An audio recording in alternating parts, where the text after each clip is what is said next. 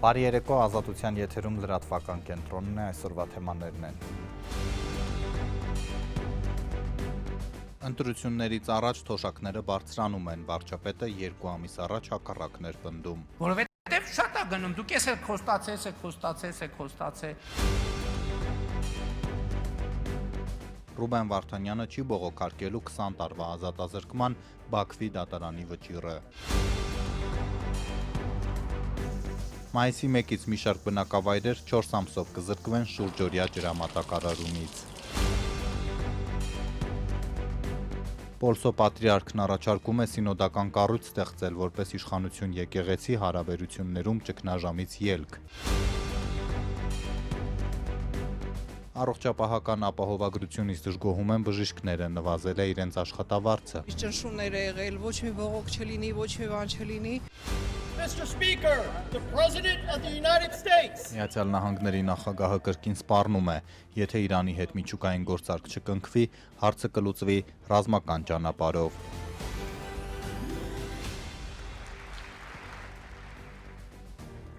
Նախ թոշակների բարձրացման մասին, որ առավոտյան հայտնեց վարչապետը, ընդ որում նույն Նիկոլ Փաշինյանը բոլորովին վերջերս ճիշտ հակառակն էր պնդում, թե 10,000 դրամը որևէ բան չի փոխելու տարեցների կյանքում։ Արդյոք ընտրություններին ընդառաջ իշխանությունը փորձում է շահել 100,000-ավոր թոշակառուների վստահությունը։ Թոշակառուների թոշակ ամսական 10,400 դրամով ավելացնենք,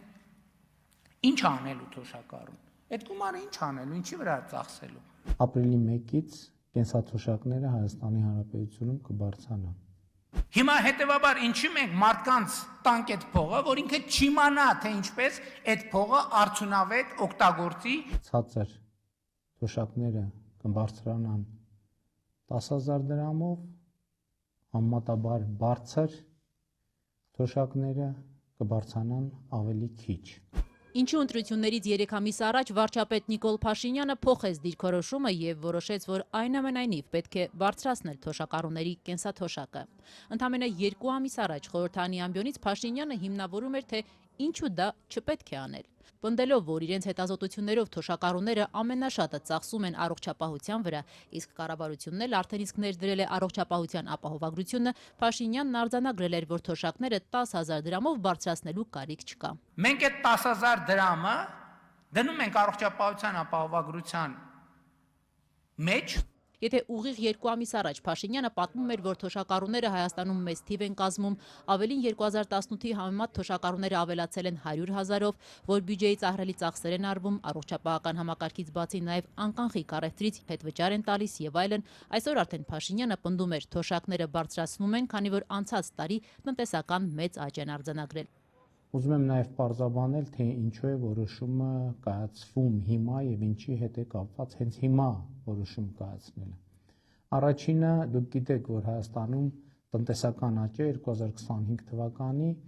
եղել է կանխատեսվածից ավելի բարձր։ Ինչու 2 ամիս առաջ տնտեսական զգալի աճի մասին վարչապետը չէր հիշում։ Վերընտրության ձգտող Փաշինյանն այսօր նաև հիշել է, որ թոշակները բարձրացնելը իր կառավարության խոստումներից մեկն էր։ Որովհետև շատ է գնում, դուք ես եք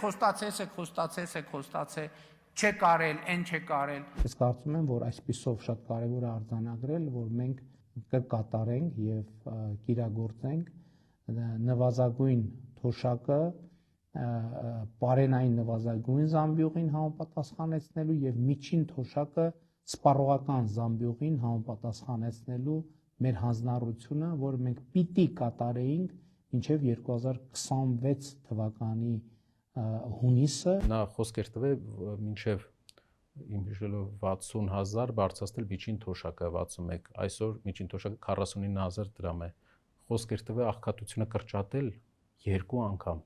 Աղքատությունը չի կարողացել կրճատել 3%-ով։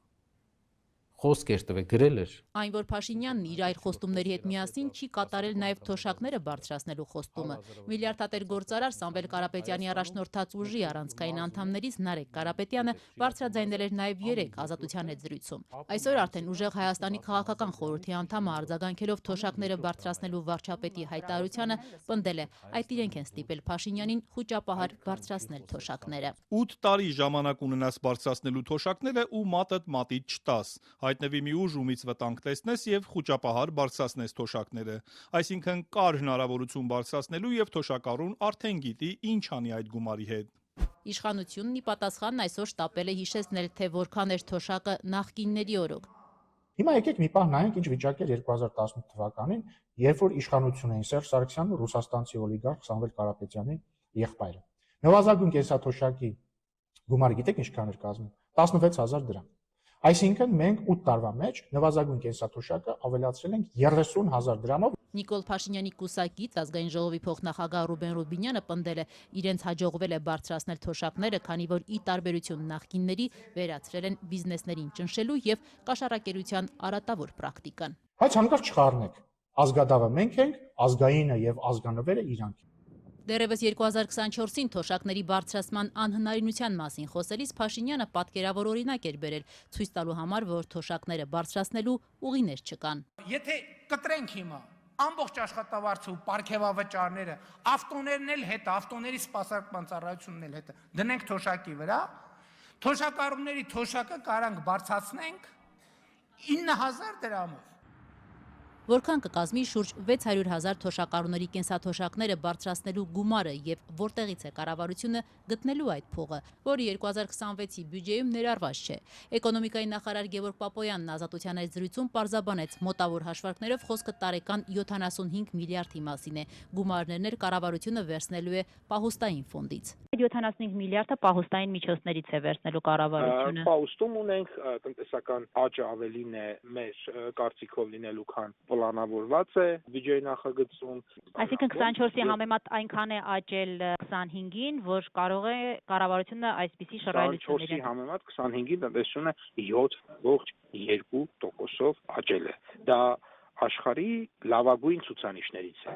Հարցին թե կառավարությունն անցած տարվա վերջին արդյոք տեղյակ չէր, որ տնտեսությունը աճելու է 7.2%-ով եւ ինչու հենց այդ ժամանակ չբարձրացրեց թոշակները, Գևորգ Պապոյանն արձագանքեց, թե իրենք կանխատեսում էին մոտ 6% տնտեսական աճ, մինչդեռ միջազգային տարբեր կառույցներ շուրջ 5%։ Սակայն ըստ նախարարի, երբ փետրվարի 20-ին վիճակագրական կոմիտեն հրապարակեց տնտեսական աճի ցուցանիշը, դա կառավարությանը վստահություն ներշնչեց, որ կարող են բարձրացնել թոշակները։ Էկոնոմիկայի նախարարին նաեւ հարցրեցինք, եթե Փաշինյանը ուղիղ 2 ամիս առաջ վստահ էր, որ կենսաթոշակը 10,000 դրամով չեն բարձրացնում, քանի որ թոշակառուները չգիտեն դա ինչպես արդյունավետ ծախսել, ապա ինչու կառավարությունը կտրուկ փոխեց իր այդ դիրքորոշումը։ Բայց հիմա ինչպես արդեն կառավարությունը համոզեց, որ թոշակառուն այդ 10,000 դրամը ճիշտ կօգտագործի։ Թոշակառուն իր 10,000 դրամը կօգտագործի այնպես, ինչպես ինքը ուզում է։ Այս ավելացումը բացարձակապես կապ ունի մեր տնտեսական բարձր ցուցանիշների հետ։ Սա վերածվում է ուղիղ ընտրակաշառքի, ավելին, սա վերածվում է պետական բյուջեով ընտրաշավ անցկացնելուն։ Խորհրդարանական ընդդիմության համոզմամբ ընտրություններից 3 ամիս առաջ թոշակները բարձրացնելու Փաշինյանի քայլը պարզ ընտրակաշառք է։ Եթե հնարավոր է թոշակները բարձրացնել, որը պետք էր անել, ինչու այն նախատեսված չէր բյուջեով, որը անցած տարի քննարկեցինք, ինչու է այն պետք անել այսպես եւ ընդհանրապես հարց է առաջանում պետությունը մեր ղեկավարվելու է, կառավարվելու է,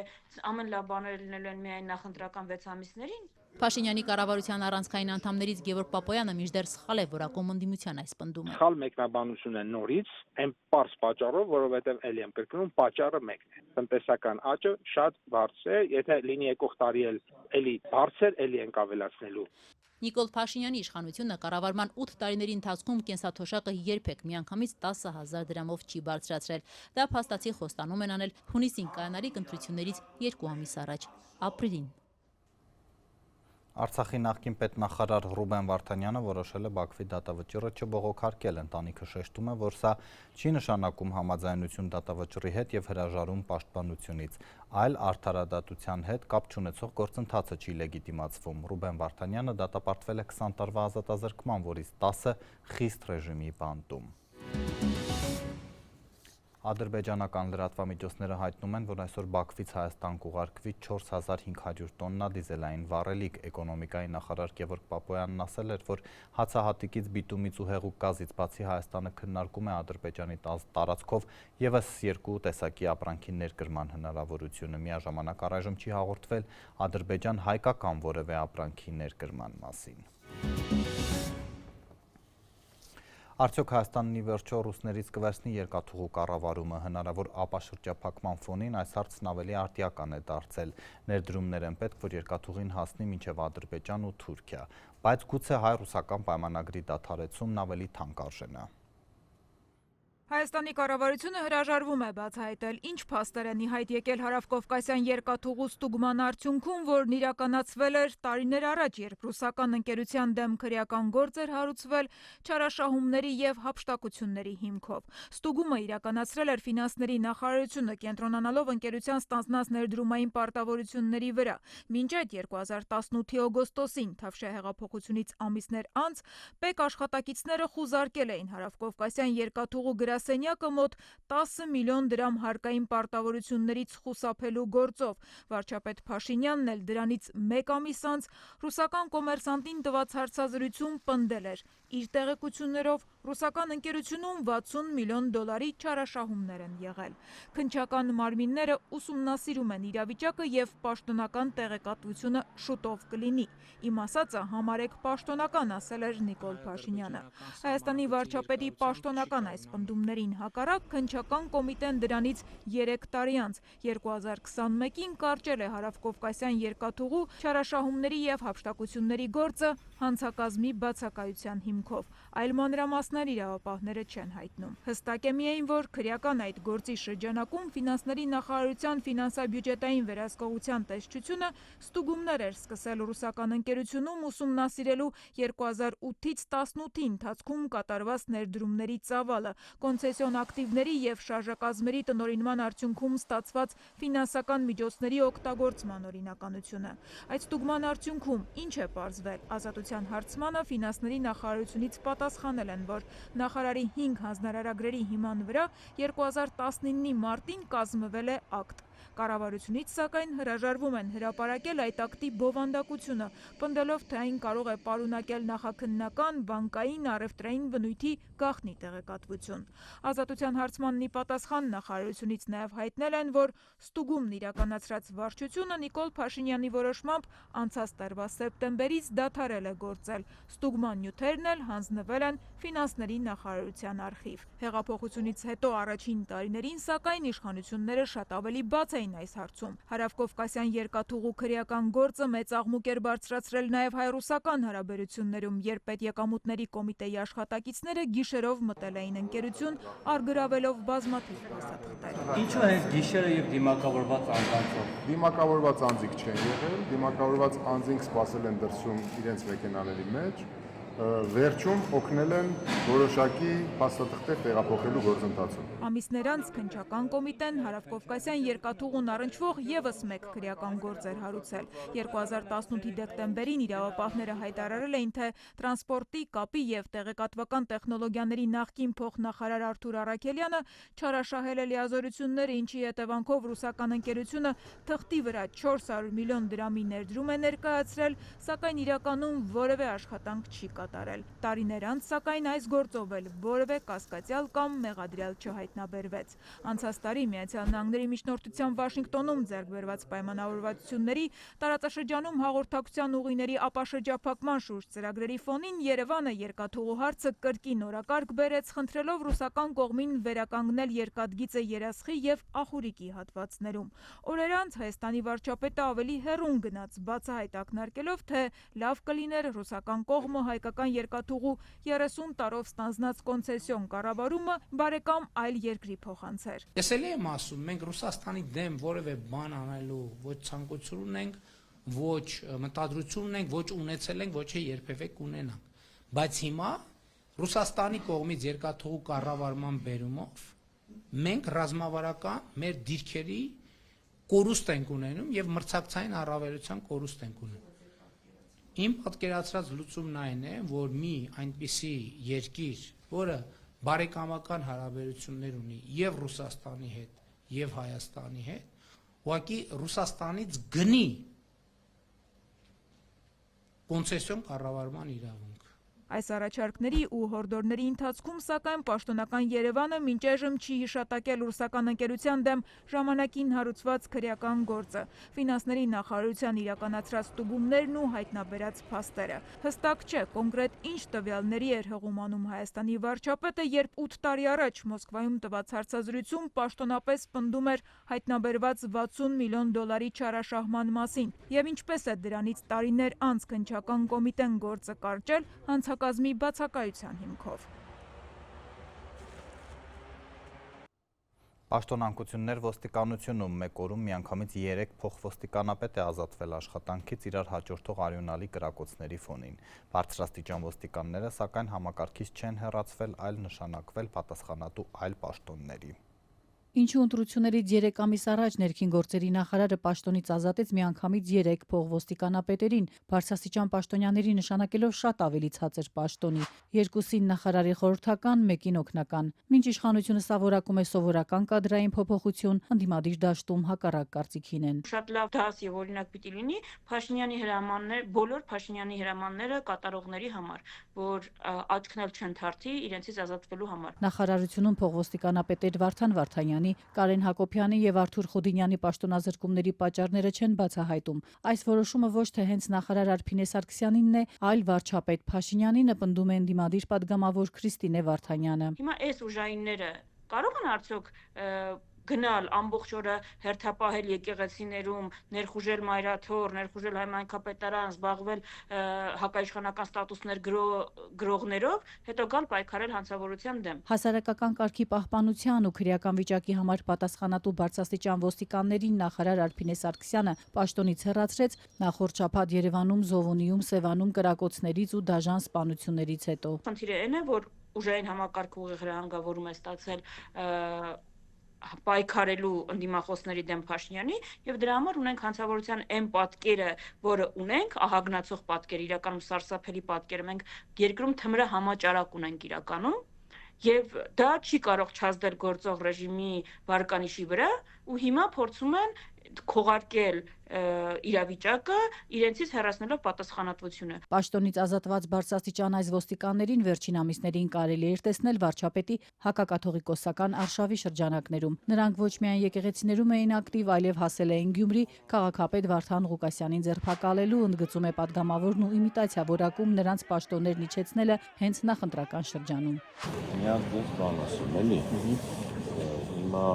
ձեր առաջինները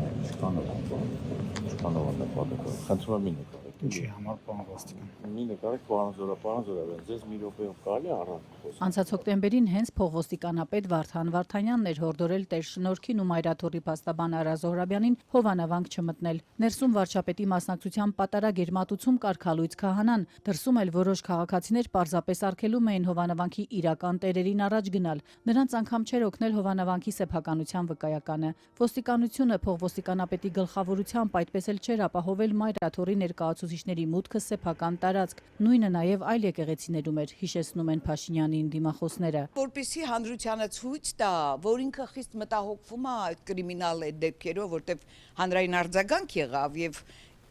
ընտրություններից առաջ ուրիշ անգամ ինքը դա չի էլ անում, ուղղակի ընտրություններից առաջ որոշեց, որ իբր ազատում է նրանց աշխատանքից, բայց գիտեք, որ նրանք երբեք չեն ազատում աշխատանքից, ինչ որ տեղերում հայտնվում են հետագայում։ Անցած շաբաթ մի քանի տասնյակ տղամարդկանց մասնակցությամբ Աջափնյակի հրաձգությունն ու սպանությունը իրավապաշտպան Ժանն Ալեքսանյանի տնից մի փոքր այն կողմ է եղել։ Դու ասենց ապրում ես ու մեկ էլ կողքդ դու միասա զինված խմբավորումներ են ման գալիս։ Իրենք են կամավորագրվել եւ նախարարի պաշտոնին հայտարարել, որ կրիմինալ չկա, նվազել է, այսինքն մեր աչքերը փակենք ու ասենք, որ չկա, բայց շուրջը անընդհատ այդ վիճակն է, ամբողջ օրը միայն այդպիսի հաղորդումներ ես կարդում կամ լսում, էլ չեմ ասում ոչ խոշտանգումներ են բացահայտվում, դեպի վատն է ես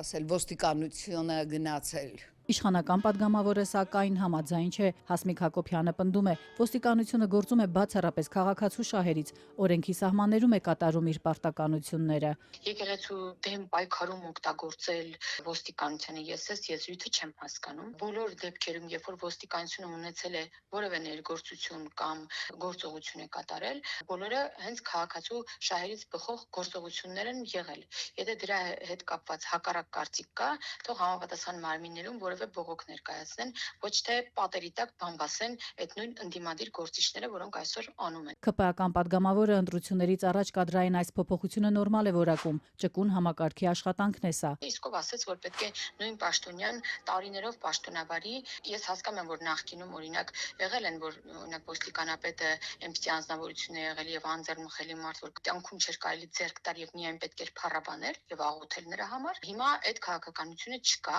Մինչ իշխանականը վստահեցնում է, թե իրավապահներն աշխատում են օրենքի տառով, ընդդիմադիրները պնդում են, ուժայինները կառավարվում են հրահանգներով, գործելով իշխանության ընդդիմախոսների դեմ։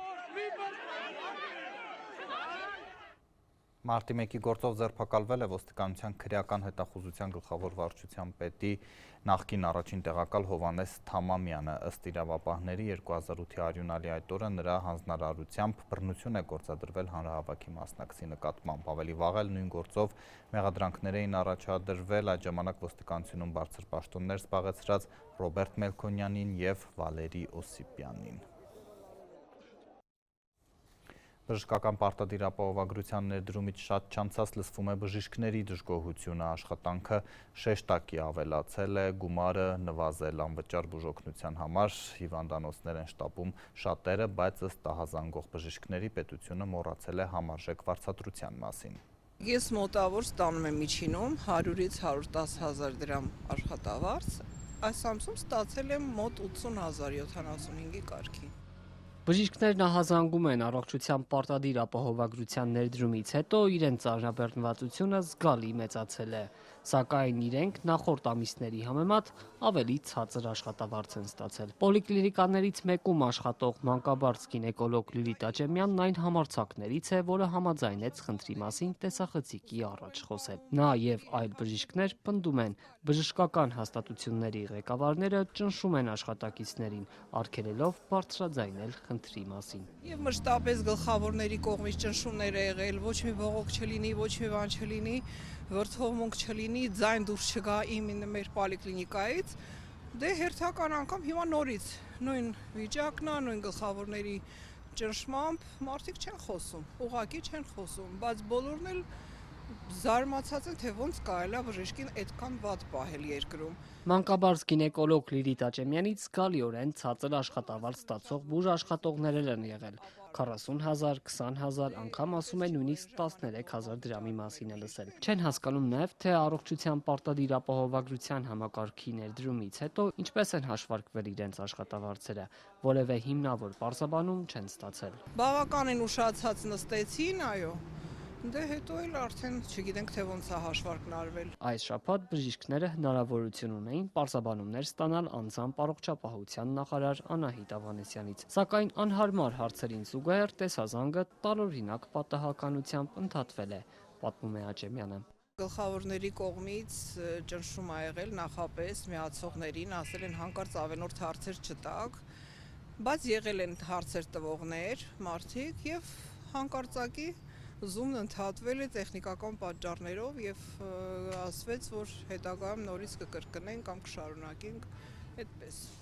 Այսինքն պատասխան չէ։ Ոչ մի պատասխան չի եղել, ոչ։ Ես ուզում եմ գնահատանքի նաեւ խոսքեր ասել մեր բուժաշխատողներին։ Առողջապահության նախարարը մի քանի օր առաջ հանրային հեռուստաընկերության տաղավարում էր, պատասխանելով հարցին, թե ինչ խնդիրներ են ի հայտ եկել հունվարի 1-ից հետո, Անահիտ Ավանեսյանը ցածր աշխատավարձերի մասին ոչ մի բառ չասաց։ Ավելին դեռ պնդեց, թե բժիշկները պետք է զարգացնեն հմտությունները։ Իսկ ինչպես կարելի է նվազագույն աշխատավարձից էլ պակաս գումար ստանալ, օրվա հացի խնդիր լուծել, կոմունալներ վճարել, մարել վարկերը ու զուգահեռ էլ ավելի լավ ու շատ աշխատելու մասին մտածել։ Նախարարը բանաձև չառաջարկեց։ դիտարկեց։ Իհարկե, մարդիկ կան, որոնց համար անհարմարություններ է ստեղծվել, որովհետև ինչ որ առումով երկար տարիների աշխատելավոճը փոխվել է։ Օրինակ, տեսեք, պոլիկլինիկաների ծանրաբեռնվածությունը, բայց պոլիկլինիկան պիտի ծանրաբեռնված աշխատի, պիտի բժշկական կենտրոնը ունենա բավարար ծանրաբեռնվածություն, որպիսի այդ մասնագիտական փորձառությունն էլ հետ չաճի, եւ այս առումով էլ իհարկե մենք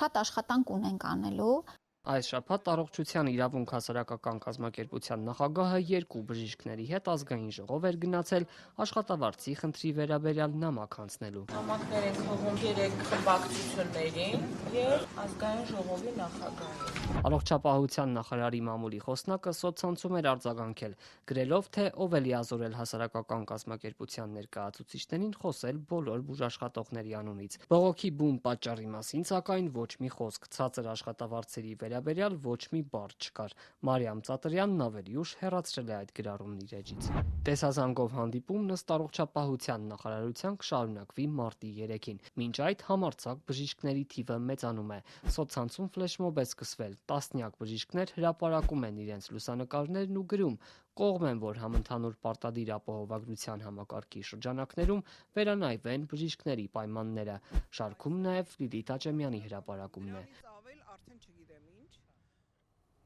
Ամառային տհաճ անակնկալ է պատրաստել Veolia ջուրը, խոստացված 24 ժամյա ջրամատակարարման փոխարեն տասնյակ բնակավայրեր գիշերները կզրկվեն ջրից։ Ընկերությունը բացատրում է հազարավոր նոր սպառողներով սպառողները զայրացած են։ Այս ինչ օրենք են հնարում, ամեն օրենքները խաղացին, մնաց այս Veolia ջուրի խնդիրը, հա։ Այս կնոջը զայրացրել է Veolia ջրի հայտարարությունը, որ մայիսի 1-ից մինչև սեպտեմբերի 16-ը հանրապետությունում խմելու ջուրը գիշերվա 12-ից մինչև առավոտյան 7-ը կանջատվի։ Ամռանը ջրամատակարարման գրաֆիկի փոփոխությունը Veolia ջուրը պայմանավորում է մի շարք գործոններով։ Ըստ նրանց ավելացել են տասնյակ հազարավոր նոր սպառողներ, փոխվել են եղանակային պայմանները, համակարգի տեխնիկական հնարավորությունները սահմանափակ են, ջրաղբյուրների ջրատվությունը նվազել է շուրջ 24%-ով, իսկ ակտիվ կառուցապատումների հետևանքով կտրուկ աճել է սպառողների թիվը։ Մեզ հանդիպած այս կնոջ դժգոհությունը Եվրոպայում ապրած մի անցորդի ականջն ընկավ։ Ինչ ես, ջուրը թանի քեզի 4-րդ հարկ ջուր տախում է, հələ թող մեր կոր ջուր առնեն, նոր կիմանան։ Ոնց որ նորմալ մարդ է, Եվրոպան ոնց է հանդում։ Հա, դու հայ ես, ջուրը շատ է։ Արա ինչ անում են, մենք ապետի բողոքենք դու։ Շատ լավ են անում, ջուրը պետք է խնայենք այժմ։ Հələ ուրիշ պետություններ մտի, տես ինչա կատարվում։ Բա ընդ Եվրոպայում հələ թող մեր 300 եվրո փոխտային ջրի, նոր կիմանային ինչա։ Բելգիա։ Ընդ ջուրը միշտ կար, բայց խմելու չէր։ Խմելու ջուրը առնում էր։ Գետից քաշում տալիս են կռանտները։ Veolia ջուր ընկերությունը տարիներ շարունակ նաև ջրի կորուստներից է խոսում՝ 80-ից մինչև 55%, բայց պաշտոնական էջում թարմ հաշվարկ չկա։ Այս որոշման հիմքում ինչ թվեր կան, այժմ քանի տոկոսի կորուստ կա, կառավարությունը որքան ներդրում պետք է անի ու որքան է արել։ Ընկերությունից մեր հարցերն այսօր անպատասխան թողեցին, հորդորելով գրավոր դիմել, բայց իրենց տարածած հաղորդագրությունում էլ չկար այս հարցերի պատասխանը։ Համացանցում մեր փոքրիկ հարցմանը մի քանի ժամվա ընթացքում 150-ից ավելի օգտատեր արձագանքեց։ Հիմնականում դժգոհ էին։ Տեքստում չկա պատշաճ հիմնավորում։ Ինչու հենց այդ ամիսներին, ինչու հենց այդ ժամանականակը։ Որպես բաժանորդ ես ուզում եմ նաև տեղյակ լինել, թե ընկերության շահույթի քանի տոկոսն է ներդրվում ենթակառուցվածքների արդիականացման մեջ։ Միջազգային պայմանագրերը նորմեր ունեն, տարեկան տոկոս կա, իրենց պարտավորությունը որքան է։ Խմելու ջրի քանի տոկոսն է օգտագործվում ոռոգման նպատակով։ Որ կորուստները նվազեցնեն, անջատելու խնդիր չի լինի։ Դավիթ Հաշենում արդեն 2-3 տարի կլինի այդ ռեժիմով է մայիսից սեպտեմբերի 15-ը, իսկ 2025 թվականի սեպտեմբերի 15-ից պետք է չանջատեին։ Զանգեցի, իրենք էլ զարմացան, որ անջատվում է։ Հետո հետ զանգեցին, ասեցին, եթե ուզում եք պատճառը իմանալ, պետք է պետին նամակ գրեք կամ մոտենաք։ Ազատության ֆեյսբուքյան հարցմանն արձագանքած օգտատերերից շատերը նշում էին, որ իրենց համայնքներում վաղուց 24 ժամյա ջրամատակարարում չկա, այդ թվում Երևանում։ Veolia ջրի հրապարակած ցանկում Հայաստանի 56 բնակավայրերում մարդիկ ոչ թե 17, այլ ընդամենը 6 ժամ խմելու ջուր կունենան ամռան ամիսներին։ Մենք արտաշատից ենք, մեր մոտ երեկոյան 7-ից 8-ից անջատում են, առավոտվան 9-ին նոր տալիս են։ Ինչքան ժամանակավոր է այդպես։ Վաղուց։ Որոշ մարդիկ բակեր են տեղադրել, որոշները հավաքում են, որոշները ցերեկով են իրանց աշխատանքն անում։ Հայաստանի խմելու ջրի մատակարարման ու ջրահեռացման պարտավորությունը 15 տարով ստանձնած ֆրանսիական Veolia ջուրն այսօրվա հայտարարությամբ նաև նշել էր, այս նոր գրաֆիկով կկրճատվեն նաև ջրի գիշերային կորուստները, որ ցերեկը մատակարարումն ավելի կանոնավոր լինի։ Օգտատերերն ու անցորդներն էլ հակադարձում են ջրային կորուստների հարցը լուծեք, ոչ թե բաժանորդների խմելու ջրի գրաֆիկը կրճատեք։ Հազար ու մի անվերահսկելի ավտոլվացման, լողավազանների, ջրաշխարհի մի կերպահերիքում։ Veolia-ն Հայաստանի ոռոգման ու խմելու ջրի մատակարարման համակարգի սեփականատերը չէ։ Համակարգը պետական է եւ տարիներ առաջ մաշված վիճակում փոխանցվել է ընկերության կառավարմանը։ Նախորդ տարի հայտարարել էր հանրային ծառայությունները կարգավորող հանձնաժողովի նախագահ Մեսրոպ Մեսրոպյանն ու նշել, որ հատկապես Երևանի լայնածավալ կառուցապատումը նույնպես հանգեցրել է խմելու ջրի նվազմանը։ Մեսրոպյանը նաև խոստովանել էր. Մեծ անելիք ունի պետությունը առաջնահերթ։ Երբ որ կհասնենք այդ կետին, որ կարողանանք համապատասխան ենթակառուցվածքները նորոգել, ջրագողությունները կրճատել, կորուստները կրճատել եւ նոր ջրածավալներ հասցնել Երևան, երբ որ կհասնենք այդ կետին, միանշանակ դա կդառնա օրակարգի հարց։ Ես չեմ եկել ասել, որ որևէ մեկը անթերի է աշխատում։ Veolia ջրից դժգոհ բաժանորդները նախորդ տարվանից ակտիվորեն դիմում են նաև Արդարադատության նախկին նախարար իրավաբան Արփինե Հովհաննիսյանին։ Մի քանի տեսանյութերով նրանց պատասխանող Հովհաննիսյանն այսօր էլ ընկերության նոր ամառային գրաֆիկին էր անդրադարձել։ Հարգելի Veolia ջուր, նախ երբ որ հերթական անգամ ձեզ կանչում են այդ համաձայնությունների ժամանակ, բարի եղեք, բարձրաձայնեք այդ ժամանակ։ Այսինքն, եթե դուք ուզում եք ասեք, որ քաղաքապետարանը աչուձախ շինթույլտվություններ է տալիս ու դա ձեզ խանգարում է, այդ նույն խնդիրի իդեպ ունեն մյուս հանրային ծառայություններ մատուցողները, հա, ուրեմն բարի եղեք, պատշաճ կարգով տեղեկացվեք։ Պետության հետ մի հանցավոր կամ հանցավոր բառը չակերտներում ստվերային համաձայնության եկեք, հա, ու հետո մեզ պատմեք, որ վայ գիտեք ինչ կա, այնքան շատ սպառող կա, դրա համար պետք է կրճատենք գրաֆիկը ձեր բոլորի։ Բացի այդ, դուք ասում եք, որ կապիտալ ներդրումների խնդիր կա, ասում եք պետության հետ եկել ենք համաձայնության, բայց ինչի՞ չեք պատմում այն մասին, որ ջրային կոմիտեն 52 հատ համաձայնագիր է ձեր հետ կնքի ու ворթեգրել ձեր բոլոր պարտքերը, այլ շահութահարկի գծով, այլ մյուս պարտքերը, որտեղ գնաց է պատմել եք, որ պետությունը ներդնում չի անում, պետությունը հավատացել է, որ դա ստուգող չկա, հա, ու ինչքան պարտ կա ձեզ ներելը, դուք այսօր մեզի չեք պատմում, դուք շահույթ ունեք, շահույթ գեներացնող կազմակերպություն եք, դուրները չի գալի, ուղղակի գնացեք Հայաստանից։ Veolia ջուր ընկերության Հայաստանի հետ կնքած 15-ամյա վարձակալության պայմանագրի ժամկետն ավարտվում է 2031 թվականի դեկտեմբերի 31-ին։ Մինչ այդ Արփինե Հովհաննիսյանն է դիմում բաժանորդներին։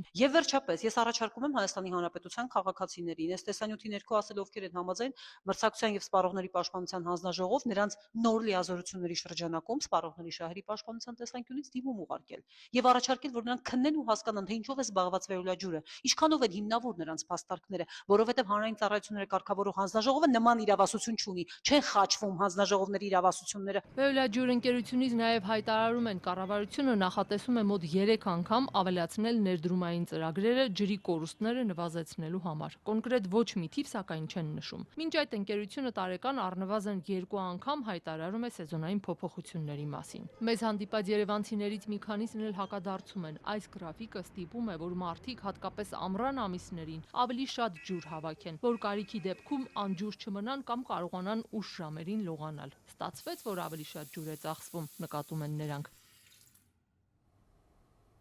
Նոր զարգացումներ եկեղեցու շուրջ Ավստրիայում եպիսկոպոսների հավաքից հետո Պոլսո պատրիարքն է իրավիճակից լուծում առաջարկում ստեղծել կառավարման նոր մարմին, ներառելով նաև ընդդիմադիր հոգևորականներին։ Սահակ arczepiskopos Մաշալյանը քննադատում է գործող գլխագերագույն մարմինը հոգևոր խորհուրդը։ Մայրաթորը դեռ չի արձագանքել Թուրքիայից հնչած քննադատությանը։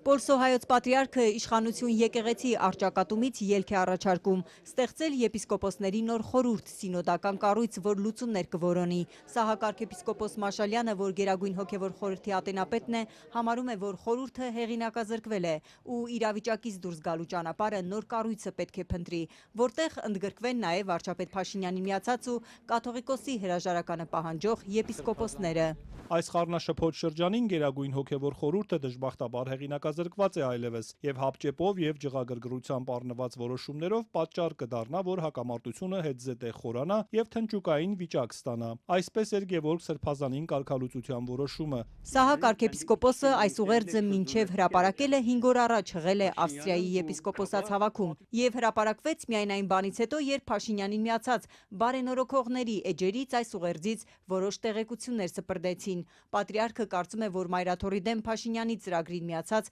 Գևորգ Սրբազանին կարգալույց անելու որոշումն էլ հապճեպ էր եւ վեհապարը Պաղարյուն ու Խոհեմ հեղինակավոր կառույցի կարիք ունի։ Վեհապար Հայրապետը կարիքն ունի այս շրջանին իրեն պաղարյունություն եւ խոհեմություն ներշնչելիք հեղինակավոր ժողովրդականության, որը սինոդականություն, իր կազմին ներգրավելով նաեւ որոշ ընդդիմադիր եղբայրները։ Այս սինոդական դրույթը կրնա գետնին պատրաստել կառավարության հետ ելքի լուծումներ որոնելու եւ գտնելու ուղղությամբ։ Երկկողմանի գրգռիչ գործողություններն ու խոսքերը խորացնում են իրավիճակը։ Խնդիրը լուրջ է, մտահոգվել է arczepiskopos Մաշալյանը։ Եպիսկոպոսաց ժողովին առաջարկել է, որ ընտրեն 12 եպիսկոպոսների, որ այս շրջանում Մայրաթորի կառավարման գործին նեցուկ կանգնեն վեհապար տիրոջը։ Եթե Մայրաթորը չստանձնե այս վարչական բարեփոխությունը, կվախնան ներկա Գերագույն հոգևոր խորհրդի կազմով վեհապար Հայրապետի հեղինակությունը անբաղձալի կերպով պիտի տկարանա։ Իսկ ովքեր են այդ 12 եպիսկոպոսները ու ինչու 12 չի մանրամասնել։ Իշխանություններու հետ հաշտության եւ անցումային շրջանի համար մինչեւ ազգային եկեղեցական ժողովի գումարումը սինոդականությունը կրնա հանդիսանալ անցումային լուծումը։ Մայրաթորի դեմ պայքարող հոգևորականների հետ նոր կառույց ստեղծելուց բացի Պոլսո պատրիարքը առաջարկում է ազգային եկեղեցական ժողովի գումարման հստակ ամսաթիվ որոշել։ Մինչ այդ եպիսկոպոսաց ժողովի օրեր հայտարարվել ու տապալվեց, քանի որ ժողովից օրեր առաջ կաթողիկոսին ու 7 հոգևորականի մեղադրանք առաջադրեցին։ Արգելեցին երկրից բացակայել, իսկ ժողովը չէր կարող լինել, քանի որ եկեղեցու կանոնական դավանաբանական որոշումներ ընդունող այս մարմինը գլխավորում է ամենայն հայոց կաթողիկոսը։ Հավաքին ներկա չեն եղել նաև նվիրապետական աթոռները, Կիլիկիո կաթողիկոսը, Պոլսո ու Երուսաղեմի պատրիարքները ուղերձներ են հղել հեռավար։ Եպիսկոպոսաց հավաքին հաջորդած հայտարարության տեքստում Պոլսո նվիրապետական աթոռի գահակալի առաջարկների մասին ոչինչ չկա։ Արդյոք եպիսկոպոսաց հավաքում քննարկել են նրա առաջարկները։ Տեղեկություն չկա։ Մայրաթորից մեր հարցերին չարձագանքեցին, հրապարակված ուղերձին էլ դեռ ոչ։ Հոգևոր խորհրդի աշխարհիկ անդամներից Գևորգ Դանիելյանը հրաժարվեց խոսել, թե հարցն իր տիրույթում չէ։ Բարձրաստիճան հոգևորականները մեր զանգերին չպատասխանեցին։ Այս պատգամին հրապարակային չի արձագանքել նաև Փաշինյանի թևից Ավստրիա մեկնած հոգևորականը, Ամերիկայի արևմտյան թեմի առաջնորդ Հովնան arczepiskopos-ը։ Եթե Բոլսոն պատրիարքը համոզված է, որ Գերագույն հոգևոր խորհուրդը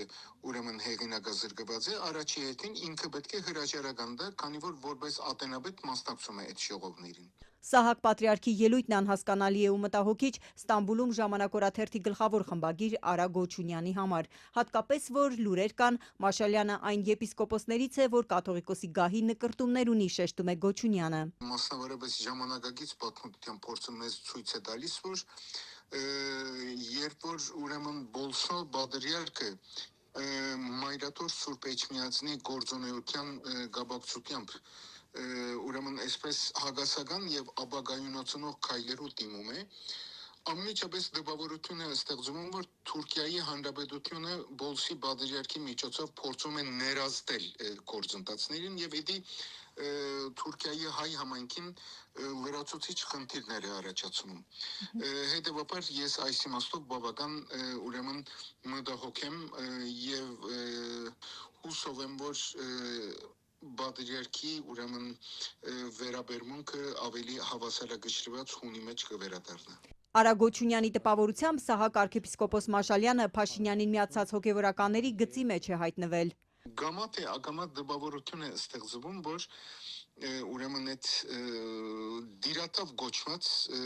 եպիսկոպոսների հետ նույն հաջողականության վրա է հայտնված, որը իրեն տեսակետը լուրջ մարտահրավեր է, Բոլսայության տեսակետը լուրջ մարտահրավեր է, որովհետև Հայաստանյաց առաքելական եկեղեցու ղեկավարության ամենայն հայոց հայրապետի դիրքը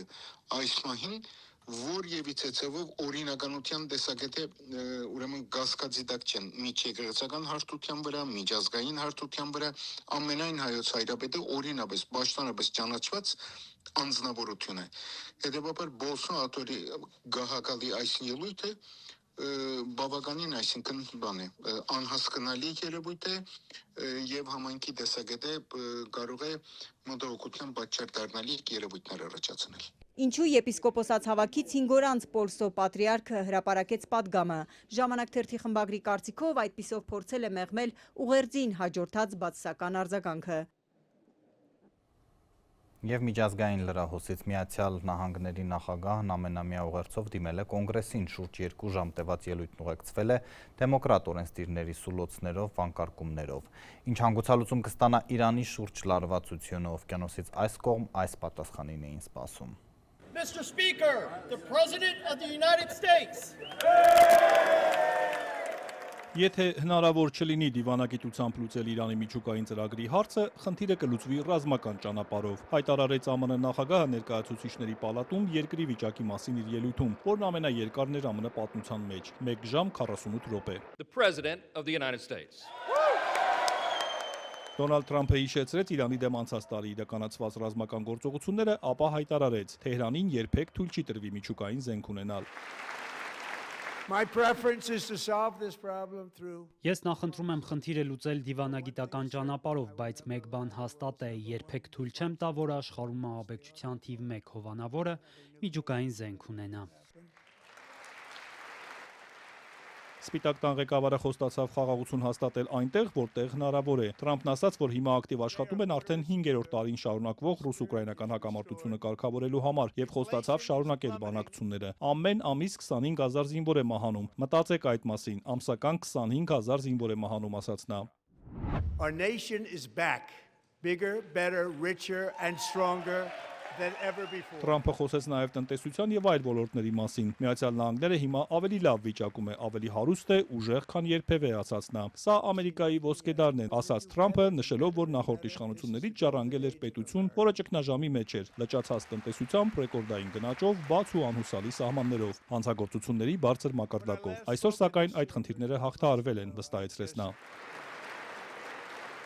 But tonight, after just 1 year, Բայց այս երեկո ընդամենը 1 տարի անց կարող եմ արժանապատվորեն եւ հպարտությամբ ասել, որ հասել ենք այնպիսի վերափոխման, ինչպիսին ոչ ոք երբևէ չի տեսել։ Սա իսկապես շրջադարձային կետ է։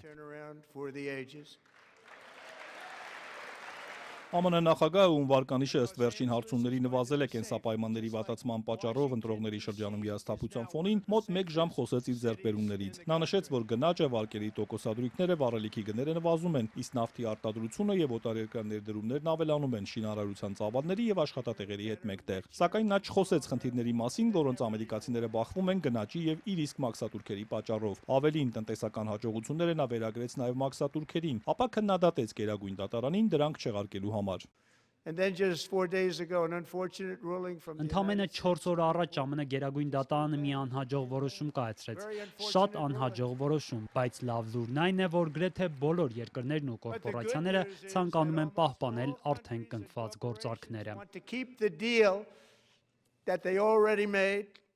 Խոսելով սահմանի մասին, նախագահն ասաց, որ այն այժմ անվտանգ է, քան երբևէ, իսկ վերջին 9 ամիսներին մուտքի թույլտվություն չի տրվել ոչ մի անօրինական ներգաղթյալի։ After 4 years in which 4 տարի անց, որի ընթացքում միլիոնավոր անօրինական ներգաղթյալներ հատեցին մեր սահմանները առանց ամբողջական ստուգման եւ վերահսկողության, այժմ մենք ունենք Ամերիկայի պատմության մեջ ամենաամուր եւ ամենաապահով սահմանը։ we now have the strongest and most secure border in American history by far.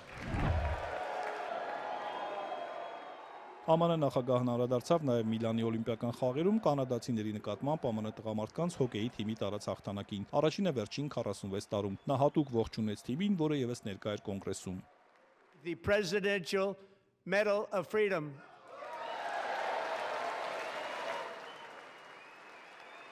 Թրամփի ելույթը բազմիցս ընդհատվում էր հանրապետականների հոտնկայս սափահարություններով, մինչ դեմոկրատները քար լռության մեջ էին, որոնց Թրամփը մի քանի անգամ մեղադրանքներ ուղղեց։ Ու երբ հերթական մեղադրանքներ հնչեցին ու նրանց հասցեին ներգաղթյալներին ԱՄՆ քաղաքացիներից վերդասելու համար, դեմոկրատ Իլհան Օմարը բղավեց. «Դուք սպանել եք ամերիկացիների, դուք մարդասպան եք, պետք է ամաչեք»։ The removal of these people out of our country and you should be ashamed of yourself. Դեմոկրատներից շատերի կրծքին փակցված էին գրություններ, որոնք կոչ էին անում հրապարակել սեռական հանցագործ Էփշտեյնի գործի արխիվները, որոնցում հիշատակվում է նաև Թրամփի անունը։ Թրամփի ելույթն ուղեկցվեց այլ միջադեպերով։ Անվտանգությունը դուրս հանեց դեմոկրատ Իլհան Օմարի հրավերով ներկա Ալիա Ռահմանին, որը բղավելով հակադարձեց Թրամփի պնդմանը, թե Մինեսոտայի սոմալիական համայնքը հարկատուներից մոտ 19 միլիարդ դոլար է յուրացրել խարդախ սխեմաներով։ Դահլիճից դուրս բերվեց նաև Տեխասից դեմոկրատ Ալ Գրինը, որը սևամորթ մարդիկ կապիկներ չեն գրության պաստառով բողոքում էր Թրամփի դեմ։ I wanted him to know that portraying ԱՄՆ նախագահն ավելի վաղ սոցցանցում հրապարակել էր տեսանյութ, որում նախկին նախագահն ու առաջին տիկին Բարակ եւ Միշել Օբամաները որպես կապիկներ էին պատկերված։ Մի շարք դեմոկրատներ բոյկոտել էին Թրամփի ելույթը եւ կապիտոլիումից ոչ հեռու հանրահավաք էին անում, վարչակազմին մեղադրելով կեղծիք տարածելու եւ ժողովրդավարությունը խաթարելու մեջ։ Այսքանը օրվա մյուս լուրերի համար բաժանորդագրվեք Ազատության էջերին, սոցիալական ցանցերում կհանդիպենք։